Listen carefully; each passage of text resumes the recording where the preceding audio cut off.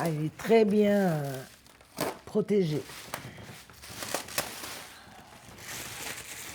À l'époque, l'artiste signé Alex, c'est Hakim.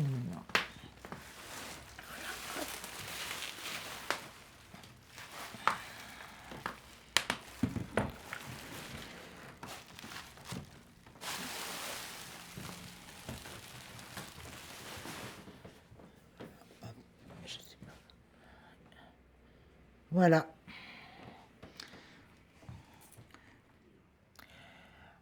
J'ai décidé de faire don d'un portrait de ma fille Lamia qui a été réalisé à la suite d'une rencontre en fait entre l'artiste et mon mari. Et cet artiste qui s'appelle Akin, Alex en tout cas à l'époque, est un maître de cet art figuratif.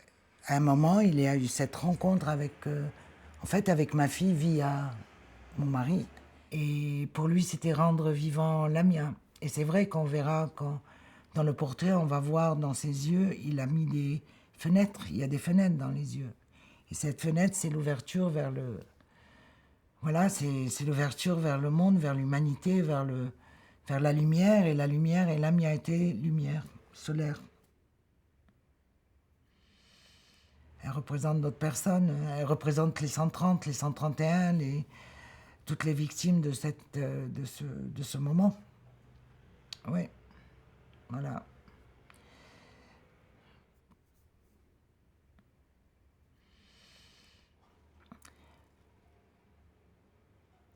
En fait, il a sa place, je pense, dans le musée parce qu'il matérialise cette rencontre et ce don gratuit qui est venu. On l'a reçu en cadeau. Et ce cadeau, cette générosité, ben, je la remets au musée. Il a sa place, il a toute sa place dans ce musée. Moi, je ne m'imaginais pas que ce portrait, un jour, se retrouve dans une brocante, parce que je n'existerai plus. Je ne m'imaginais pas que ce portrait,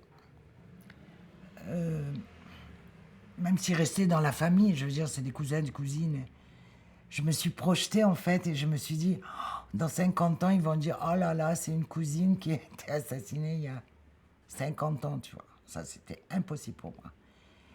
Et quand il y a eu l'idée du musée, parce qu'en fait, nous, on l'a depuis 2016, ce portrait nous a été offert donc on n'est même pas à un an des attentats. Et quand il nous a été offert, à l'époque, il n'y avait pas de musée, donc pour nous, il était là, mais on n'a jamais pu le mettre, on n'a jamais pu l'accrocher. Il est resté toujours à niveau. Donc il est près de mon lit et il est à niveau. Et donc c'est un dialogue en fait avec Lamia. Alors quand j'irai au musée, il est vraisemblable, je ne connais pas mes réactions à l'avance, mais il est vraisemblable qu'une fois qu'il est dans le musée, pour moi, un portrait dans un musée, quel qu'il soit, quel que soit le portrait, devient atemporel. Il n'a plus d'âge. Je veux dire, il peut être du XVIIIe siècle, du XVIIe siècle. La figure me parle, comme si elle était là. Enfin, c'est vivant. Et donc, oui, il n'y a pas de... J'irai peut-être le voir comme j'irai voir tout le reste des objets. J'irai au musée. Mais j'oublie le mot musée. Ce sera le lieu où je protège en fait le portrait. Moi, je le protège là-bas. En le mettant au musée, je le protège. Je le protège en fait. Parce que c'est une protection en fait. Quand je décide de le donner, c'est pour le protéger. C'est vrai, quand on regarde les yeux, là, je les regarde.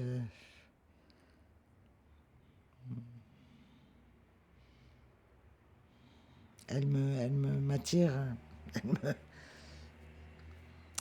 M'attire à l'intérieur d'elle. Et là, il y a le clin d'œil qui n'est pas gratuit. Ça, c'est la coccinelle. Et la coccinelle, c'est la messagère de ma fille, en fait.